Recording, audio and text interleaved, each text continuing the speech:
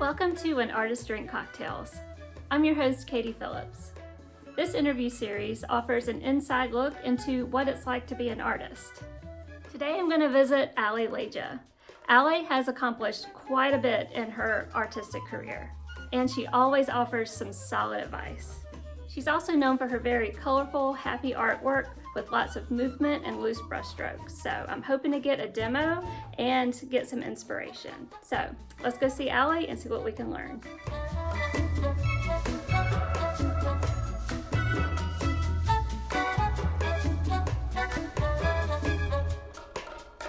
So I'm at the home of Leja, and I'm so excited to be here. I've been dying to see her studio. And first of all, though, thank you for this cool glass of water. Cheers. Cheers. So you're not much of a drinker, but you do paint some cocktails, right? I do. I paint lots of cocktails, and tonight I'm going to show you some of the ones that I have in my studio. Oh, great. I can't wait. Yeah.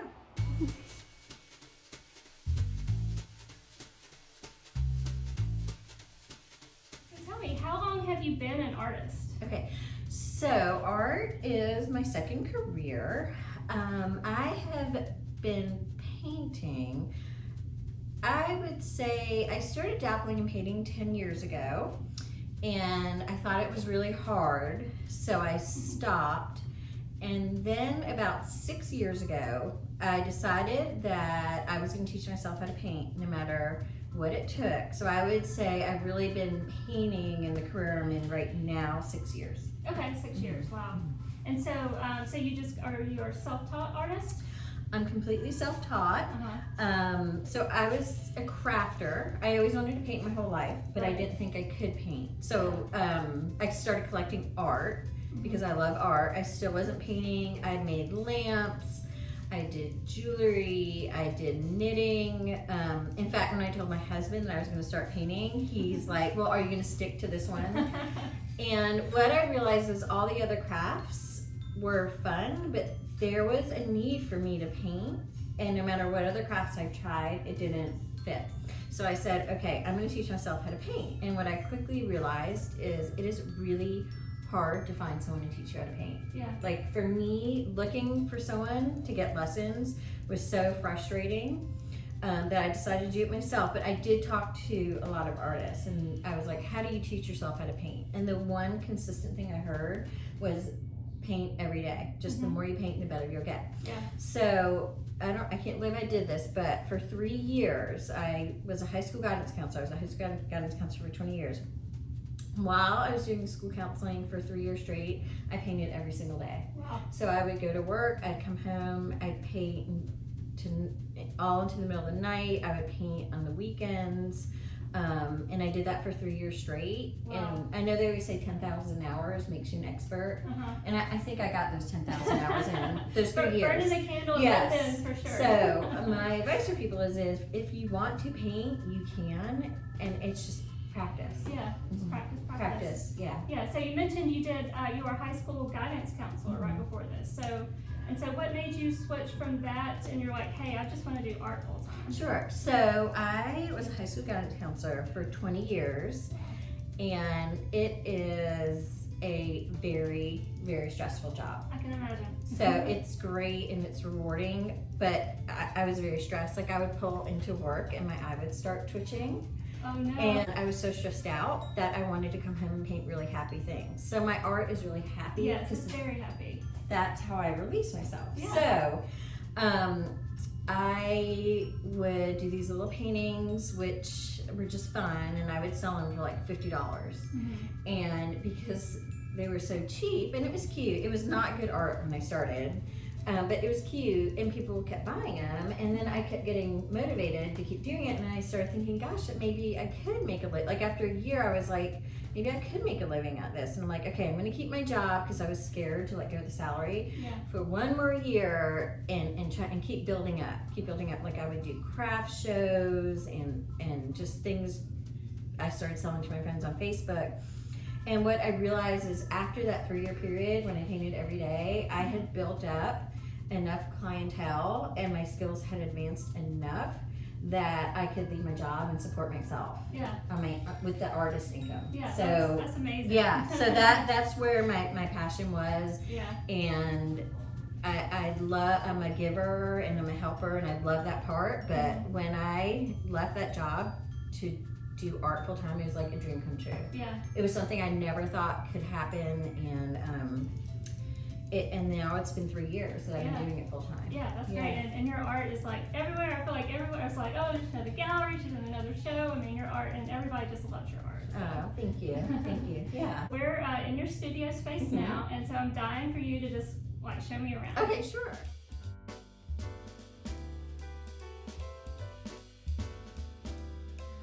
A typical day is atypical, but I do have somewhat of a routine.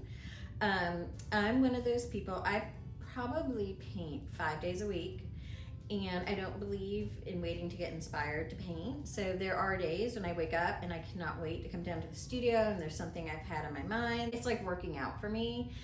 Some days you're excited to go and you want to do it, and some days, so I don't wait for the motivation. I come down here, and I get very tired when I paint, so I can only paint in 2 or 3 hour increments, and a lot of times I have to nap, and then I do whatever I need to with my kids, and then I come back down like around 5 o'clock. So my work day is like 3 concentrated hours in the morning and then 3 at night, and then there's everything in between. Maybe it's 4 to 6 hours of painting a day, but some days I have a lot of art to box up to ship out, and I'll be boxing up art for hours, or I'll be answering emails, or clients contacting me, or talking to galleries. So there's always something that needs to be done, and I feel like by the time I look at my day, I've probably worked like 10 or 12 hours.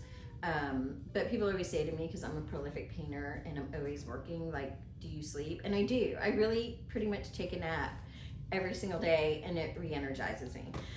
It is my beautiful mess. I do know where mostly everything is. This is my station.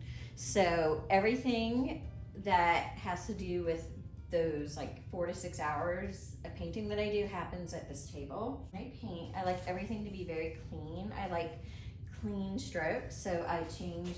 It's not uncommon for me to use 5 to 10 different palettes when I paint. It's like, what kind of material is this? Okay, I love this. This is a great tip for anyone that is a painter or wants to go out painting. These are cutting boards that I got at TJ Maxx and Marshall's. Really? And when the paint gets thick enough, it's amazing because it peels right off, and it is so much fun. Oh my gosh. But for me, this is very organized, and I have my paint separated by color. And this is my main area where I grab from, and I also, because I'm obsessed with buying paints, and I have this fear that I'll run out, especially with COVID, so I keep stockpiling my paints like people do toilet paper. So I'm always trying different things. I just don't use paint. I also will use markers. I have my pastels over here.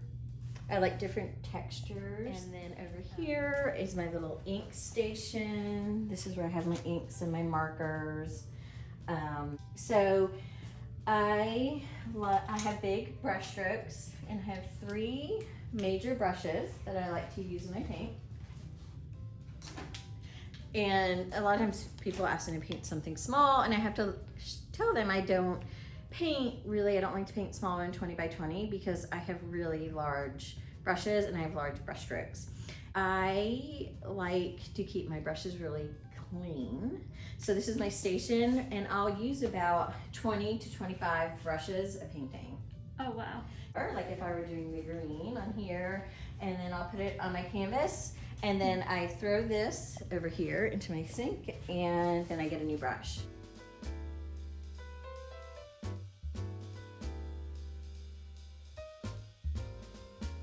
So I usually don't paint in front of people because I feel like it's so odd and not what people would expect. But what I realized for me is if I think too much about what I'm going to paint, I lose the image and it becomes too literal.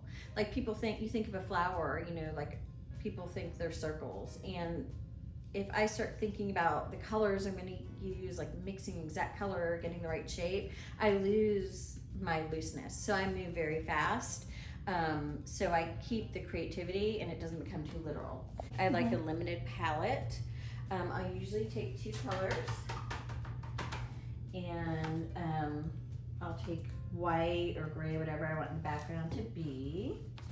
And I use my big brush, and I'll start by putting, I don't think about how I'm going to balance this or where marks are going. I just put it on because I think it's just paint, and if I don't like where it goes, I can change it later. If I hate the whole thing and I hate the whole color, I can put a new color down. There's a lot of painters will say you need to step back and evaluate each stroke, and you need to paint less and think more, and I'm the opposite.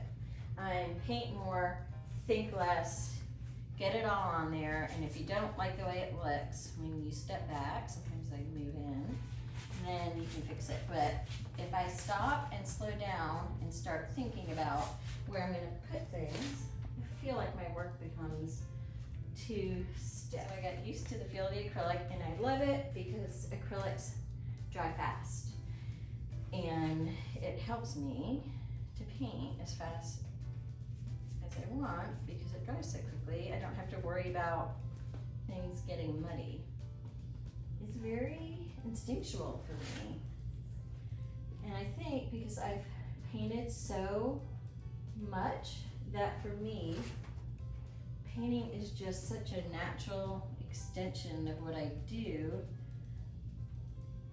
that oftentimes I don't have to really think that much. I can think about nothing really. And it's like an adrenaline release. So that's where my emotional tie comes, is that this, moving the brush on the canvas however I want to, it's like a release for me.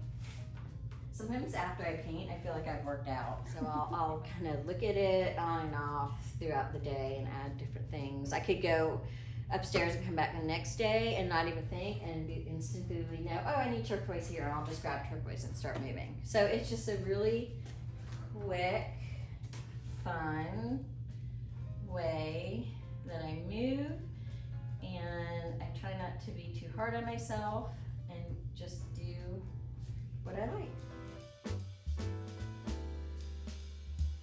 So my mentor, I never even asked him to be my mentor, I just decided he was my mentor, is Dr. Gary Bodner.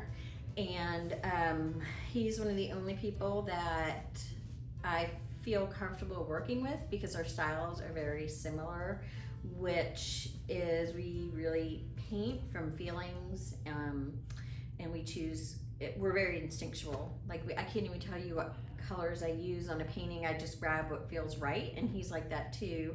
So every 6 months to a year, I like to look back and see that my art is getting better, and I like to challenge myself and always paint different subjects. People be like, I don't even know which alley I want. Like, do I want a drink, or do I want a flower, or do I want an animal? So I work really hard to expand my skill set. I do a lot of commissions, and they're very stressful. But one thing I like about commissions is they make me think out of the box, and there are subjects I never would have touched if someone hadn't asked me to do it. And I've been really delightfully surprised with some of the things I've done, like airplanes. Someone wanted an airplane, and I actually I couldn't get the airplane done for her. Like I could not get it right, but I kept painting airplanes, and then all of a sudden I was painting these great airplanes. And if she had never asked me, I wouldn't have ever painted an airplane. So I'm always open to trying new things. How do you keep a consistent look across all these different subject matters? I just think of painting as your handwriting. So to me, it doesn't matter what I'm painting, it's my handwriting, right? So it wouldn't matter if you were writing an essay on US history or you're writing a paper for biology. It's still your handwriting. It's not really about the subject for me. It's about the strokes and the color, and it is about the subject, but the process of how you do it. Maybe it's the process. Yeah. I don't think any differently when I go to paint a shoe versus if I'm painting an animal. Like, my strokes are going to be the same. I'm going to pick my colors the same way. So I approach every painting as just a way to express myself. I'm not really thinking about the subject. To say, I guess, if you paint enough, and I think of it, my painting's my handwriting. Right. And that I don't think, and that helps me too, because I think we all see other artists and we'll be like, oh, I wish I could paint like them. And I think when I first started painting, I thought more like that. And thinking of my painting as my handwriting has really helped me to stop comparing myself to other people, because I don't know, I paint how I paint, just like I write how I write. So no matter how much I love someone or admire them, I can only paint like me. Right. That's good advice. Yeah.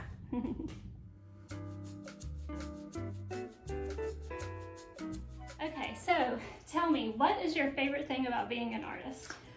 Probably my favorite thing is having the freedom to do what I want to do. And that means a lot, but having the freedom to paint when I want to paint, and to make the decision of what supplies I buy or what I paint. Yeah. Just being able to be around color, and just to have the freedom to be creative every day. Yeah. Because my old job, it wasn't, being creative wasn't part of it, and now I can create something every day. Yeah. So do you have are there any like kind of misconceptions that you hear about art, or something you wish people understood? Maybe something you'd like to correct, like, hey, this isn't true. So, what I mean? Yeah, probably the biggest one I hear is people say, oh, you're so lucky you can paint. I can't paint a stick figure. Oh. And what I tell people is, well, 6 years ago, I could not paint either. So I think if you have an inclination for design and color and style, like it's something that you love, you can paint. It's really a matter of dedication, determination, and practice. So just making it a priority. And I want people to realize it's not easy, and it doesn't come naturally. It's a skill, and the more you do it, the better you get. And an example I've actually given someone is, if you ran once a week and I ran 5 days a week, who would be the better runner? Right. So it's a skill. So it's a love and it's a desire, but it's also practice. Right. That's good. Yeah, people think it's natural. Yeah, like you're just born with it. Like you're just born with it. And I didn't know I could paint until I was 40. So wow. So do you have any helpful tips for art collectors out there? My biggest tip is to buy what you like, not what someone else likes, or not what someone else tells you to buy. Of course, sometimes, like when I'm buying with my spouse, we have to agree on the piece. Right. But buy something that speaks to you, and sometimes it might not even be something you buy right away. Like, I'm a big art collector, and there are times when I've seen a painting and I've left, and if I'm still thinking about it like a week or two later, that's when I know I want to go back and get it. The things that you pick out in your home that are unique, they say a lot about who you are as a person. I think the longer you collect, or the more you look at art, the more comfortable you get doing it. So if you want to start collecting, but you're not really sure how to, I would say just start by looking at art, like going to different galleries. And now a lot of shops and boutiques sell art. Just start looking around and seeing, kind of like making a wish board in your head, or going on Pinterest or Instagram and saving pieces that you like, and just becoming comfortable with it. Yeah, and then you can kind of look back and start to see trends in what you save and what, you know. Yes, and what I've noticed is the longer I've collected, the more expensive my taste has gotten. So I always see, you know, your artwork popping up in like new galleries. You're always, you know, I'm in the show now, and so I mean, and I just think that's amazing. What advice do you have for artists out there who? Anna thinks it's amazing too. I'm a go-getter, and I'm a really hard worker, and so I work really hard to get into galleries and to get into shows. And what people don't see is that if I'm in one gallery, there's probably 30 galleries that turn me down. Wow. But what I like best is when a gallery owner, a shop owner, comes to me, because then I know they love my art. And the reason why I know this is because I've been in galleries that maybe they didn't get my art, or they didn't appreciate my art, and it wasn't the right fit. And it's those experiences that really make you appreciate and cherish the owners that love your work. But when I first started, people didn't know me, and I didn't have a social media presence. So I would email like 100 galleries a year, and it was hard work. And I would say if I emailed 50 galleries, I heard from one or two. I got so many rejection responses back that I got to the point where I just didn't want people to respond to me at all. I developed very thick skin. You have to have really thick skin. You have to have a solid concept of who you are. You can't think you're great when you're in the shops, and you can't think you're crap when you're not in the shops. You just are who you are. So I really work on who I am as a person. I'm glad I went through that process. I'm thankful for every rejection I've ever gotten, because it makes me appreciate the sweet spots even more. But you do have to have thick skin, and you have to work so hard. So I know you're not really a cocktail drinker, but if you could have anyone over, living or dead, maybe for a dinner party, who would you invite over? I think it'd be really cool to meet like Coco Chanel or Audrey Hepburn. Yes, oh my gosh. Women that developed a brand based on them, like their elegance, their grace, their style. I know a little bit more about Audrey Hepburn. Like, she was a very like a philanthropist and very caring and very giving person. I don't know as much about Coco Chanel, but I think either one of them would be so interesting just to hear how they started and how they developed. And I'm just in awe of people who carry themselves so pristinely with such grace and elegance, because I want to be that kind of person. I'm just not, you know? So I love beauty, and I love pretty things, and I would love to hear about, gosh, just their intelligence and their wit and their... Yeah, it's like fascinating. It's like they're beautiful on the inside and outside. Yes, exactly. Beauty on the inside and outside. They branded themselves for life, like in life and being gone. Their presence is there. We're still talking about them today. Yeah. Yeah. Do you have any shows coming up, or do you have any new galleries that you might be in? Tell me what's coming up next. I am going to be into virtual shows in 2021. I'm going to be doing the Westland Artist Market, which I have a special bond with Westland because they were the first people to ever accept me into an art show 6 years ago. And then I'm going to be doing the Harding Art Show. So that will be different because they're virtual. What I learned is you have the painting side and the business side, and I am hoping to just keep growing, you know, my social media, my clients, my connections with people, the subjects that I'm painting. So just hopefully a lot more art and a lot more art that you get to paint, and then have maybe other people do the business stuff. Yes, I'm looking. I have realized that I'm good at the painting part, but if I really want to get to where I want to be in this career, I've got to get people to help me. So just keep building, keep painting, and keep meeting people. I love people, and I love to meet my clients and form connections. So. Great. Yeah.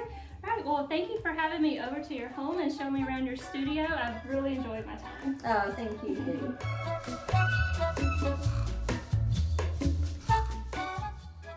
Join us on the blog where you can learn more about our featured artist.